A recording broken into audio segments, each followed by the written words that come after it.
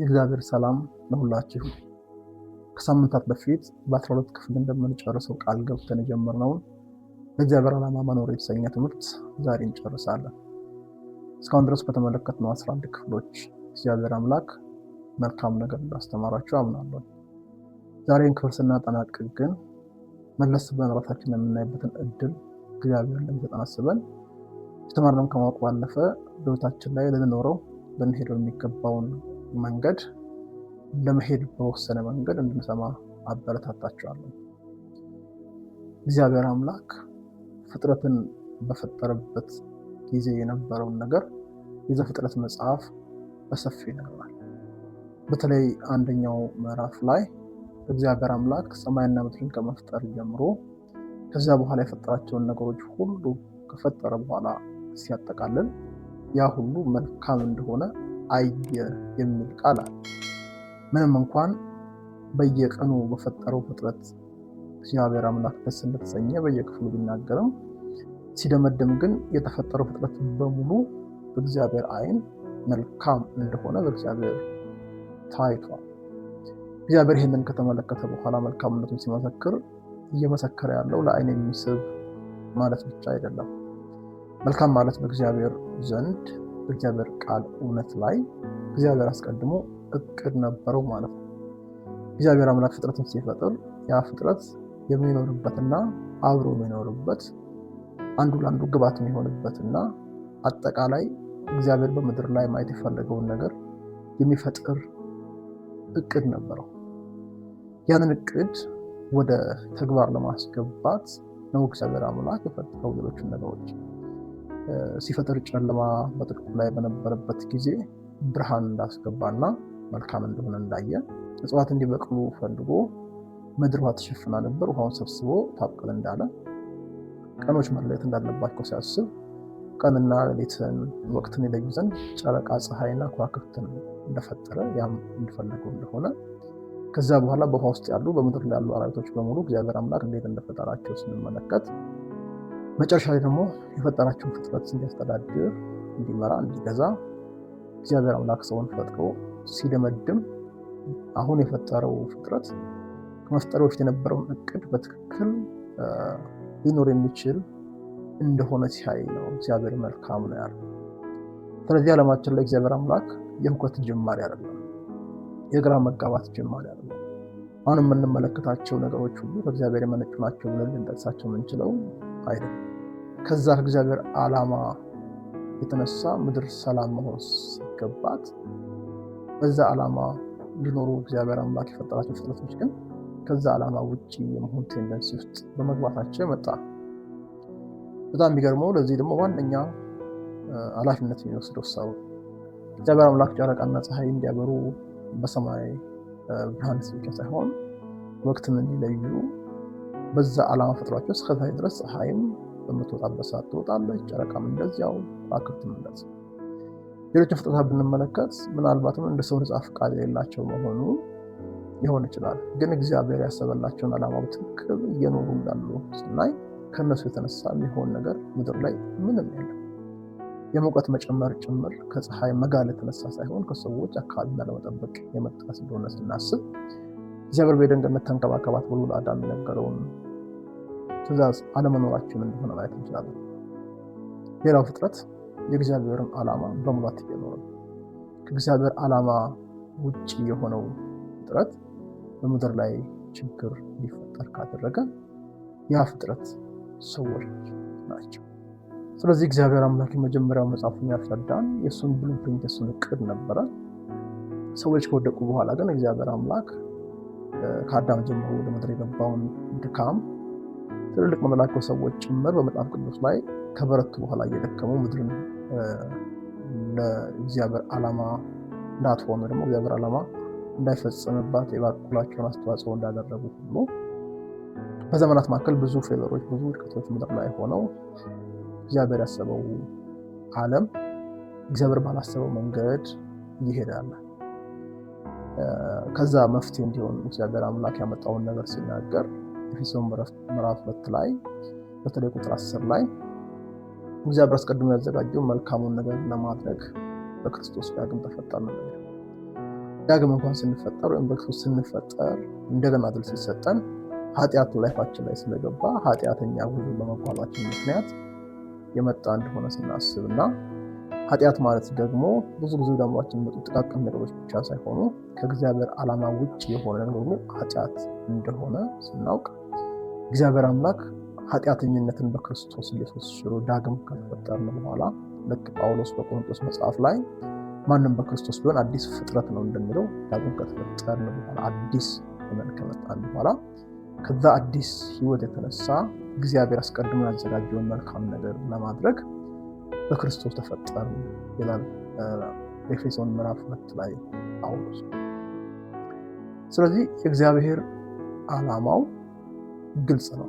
ምድር ኦርደር ያላት ስርዓት ያላት እግዚአብሔር አምላክ በምድር ላይ የሰራው የሱን ኢንተለጀንስ የምታሳይ የሱን ፐርፌክት መሆኑን የምታሳይ ሆና መቀጠል ሲገባት አሁን የምናየው የተደበላለቀ ብዙ ነገር ይስተዋላል።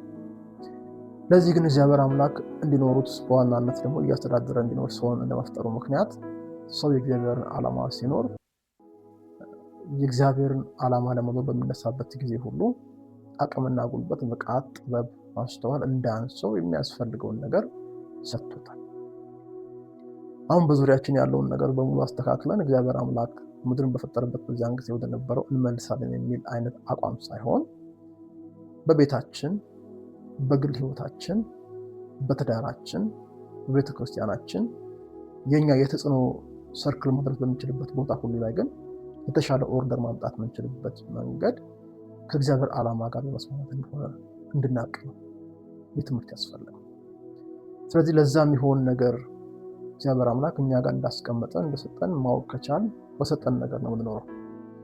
እግዚአብሔር አምላክ የዓለም ብርሃን ናችሁ ብሎ ጨለማ ውስጥ ከላከንና በዛ ጨለማ ውስጥ ካልበራን እግዚአብሔርን ብርሃን ማሳየት ካልቻል መለስ ብለን ብርሃን ናችሁ ያልሆነ እግዚአብሔር ካላብለን እንዴት አድርገን እንደምናበራ ማወቅ ነው የሚጠበቅብን እንጂ እግዚአብሔር ናችሁ ካለን ልክ እንዲሁ በዙሪያችን ባለው ብዙ ግራ መጋባትና ውጥንቅጥ እግዚአብሔር አምላክ የሚያስፈልገንን ነገር ሰጥቶ ነው ወደዚህ ዓለም የላከን።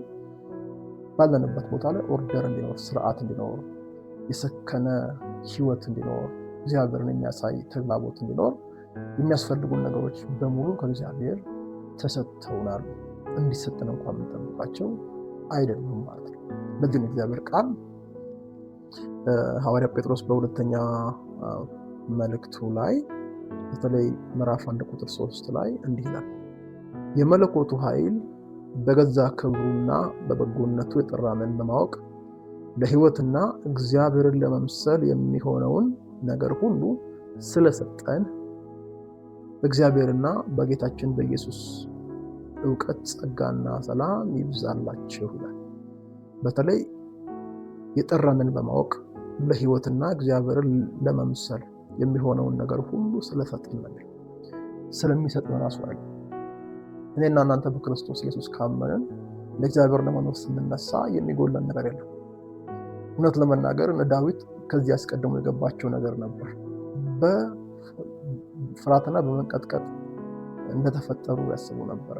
አንድ ቦታ ላይ ዳዊት ውብና ድንቅ ሆኜ ተፈጥሬያለሁና እግዚአብሔርን አመሰግናለሁ የሚለውን ክፍል ብንመለከት ያ የውበትና የድንቅ ብቻ ሳይሆን ኤግዛክትሊ ቃሉ ፊርፉሊ and wonderfully ነበር። በጥንቃቄ በፍርሃትና በድንቅ ማለት ነው።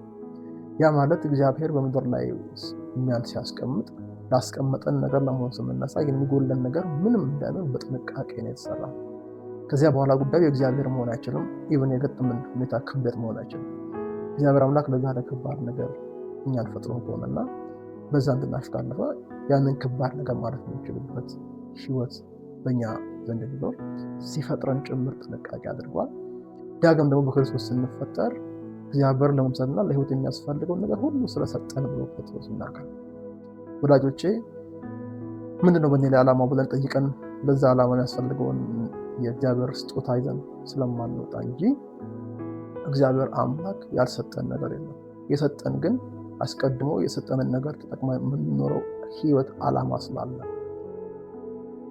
ከዚያ ውጪ የሆነ ህይወት ስንኖር ከእግዚአብሔር ፍቃድ ውጪ በህይወታችን መፈራ ካሰበው ዓላማ ውጪ ስለምንኖር እግዚአብሔር ደግሞ ያልተጠናን ፕሮጀክት ስፖንሰር ማድረግ የለበትም ወይ አይጠበቅበትም። አይረዳም ማለት ሳይሆን ትክክለኛ እርግጠኛ የምንሆንበት እርዳታ ያለው እንደ ፈቃዱና በእኛ ህይወት ላይ እንዳለው ዓላማ የምንጓዘው ህይወት ነው።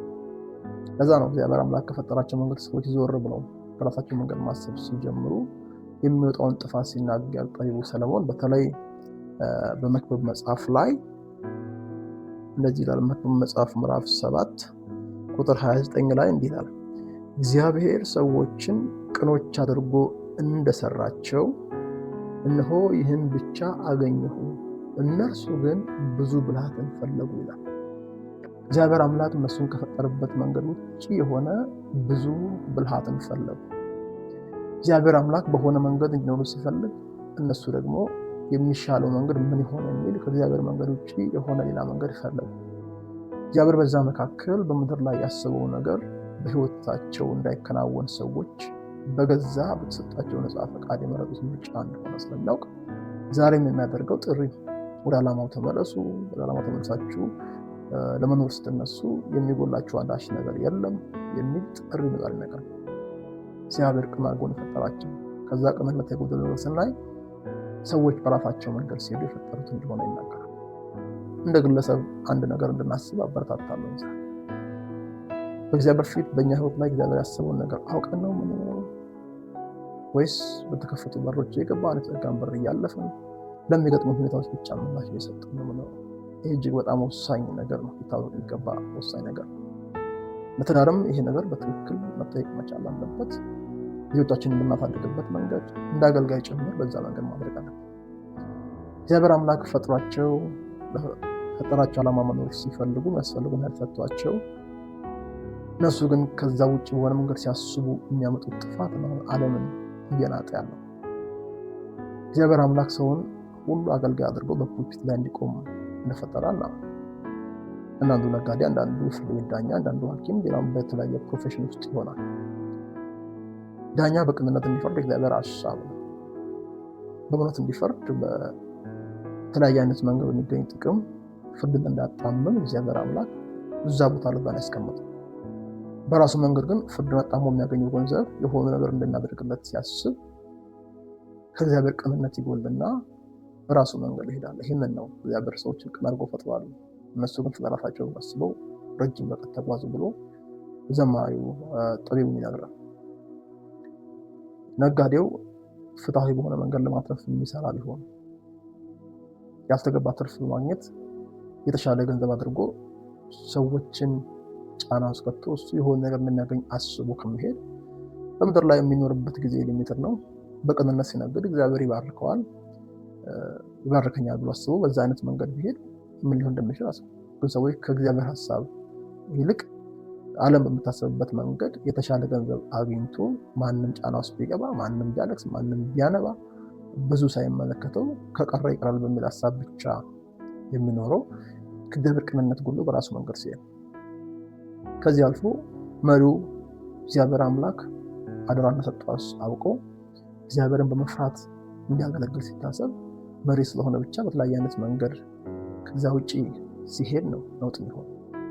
ወደ ቤተክርስቲያን ስንመለስም እግዚአብሔር ቤተክርስቲያን ላይ ያስቀመጣቸው መሪዎች፣ አገልጋዮች፣ በተለያየ አይነት ዘርፍ ላይ ያሉ ሰዎች እግዚአብሔር ለሕዝቡ የሰጣቸው በረከቶች ናቸው። አሁንም ሲያስቀምጣቸው እግዚአብሔር በእነሱ ላይ ያለውን ዓላማ በራሱ መንገድ መፈጸም ሲፈልግ እነሱ ደግሞ ይሆናል ብለው ባሰቡት እንዲህ ብናደርግ ሰው አይሄድም፣ እንዲህ ብናደርግ እንዲህ ይሆናል ብሎ ከእግዚአብሔር ቅን ሀሳብ ውጭ በሆነ መንገድ በራስ ስሌት የሚሄድ ተነሱ ሲገባ ቤተክርስቲያን ለውጥ ውስጥ ትገባለች። እውነት ለመናገር በርከት ያለው ህዝብ ቤተክርስቲያን አካባቢ ላይ ባለው ነገር ጥሩ ስሜት አይሰማውም። ስርዓት ያጣ፣ አንዳንድ ጊዜም ደግሞ የሚያስፈራ ነገር ጭምር ሲመለከት ሰው ልቡ ተወሰነ ፍርሃት ውስጥ እንደገባ በብዙ አጋጣሚ ማየት እንችላለን። ስለዚህ እግዚአብሔር ቅን አድርጎ ፈጥሯቸው ከዛ ውጭ በራሳቸው ሀሳብ የሄዱበት መንገድ የወለደው ነገር ነው ዛሬ ምድርን የሚያናውጠው።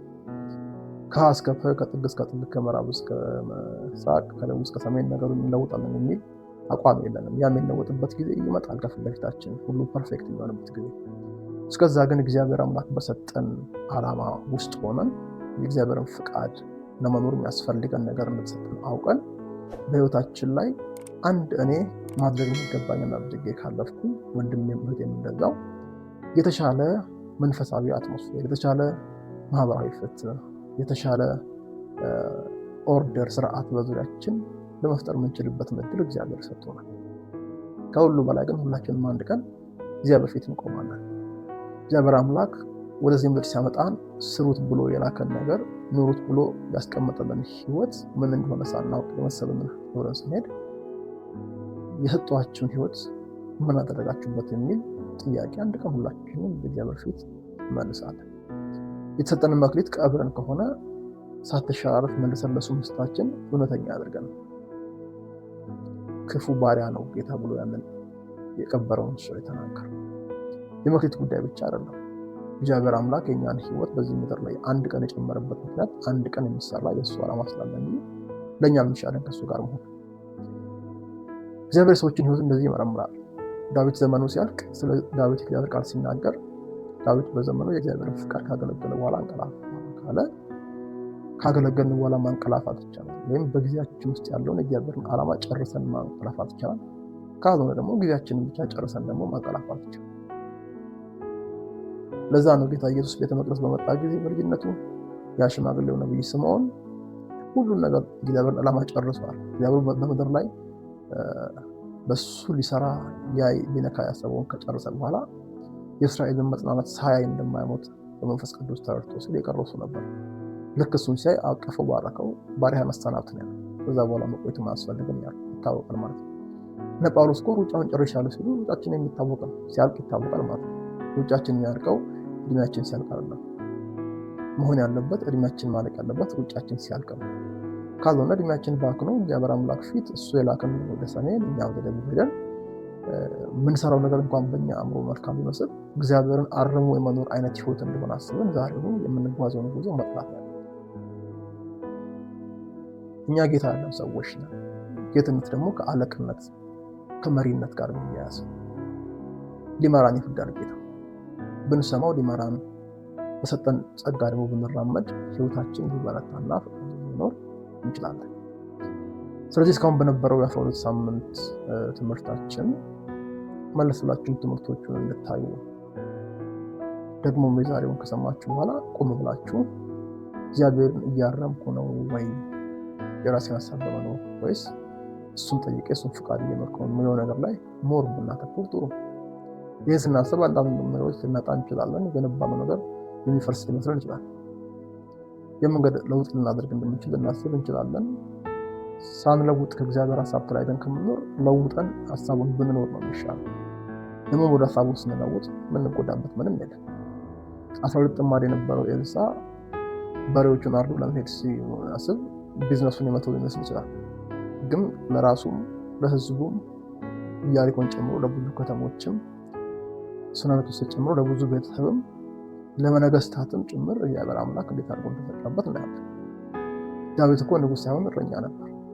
እረኝነት ምርግፍ አልወጥቶ ወደ ንግስና ከመጣ በኋላ ስንመለከት እግዚአብሔር ለእስራኤል የገባውን ቃል ኪዳን በተለይ ከግብፅ ሲያወጣቸው እነ ሙሴ እነ ኢያሱ አስመርሰው ያልጨረሱትን ዳዊት ዘመን ላይ ያለው